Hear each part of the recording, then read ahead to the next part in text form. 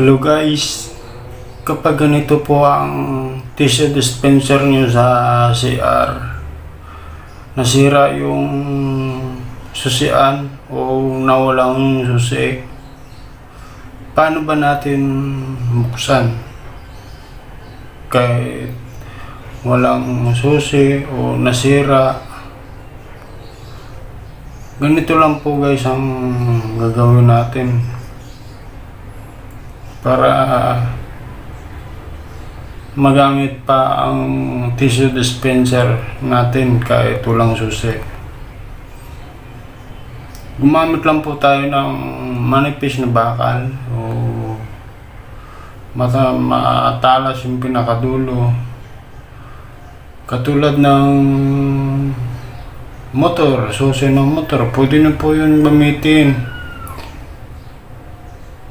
Ipihit nyo lang pa kanan o pa kaliwa ang tissue dispenser. Ganun lang po guys ang gawin nyo. Okay guys, salamat.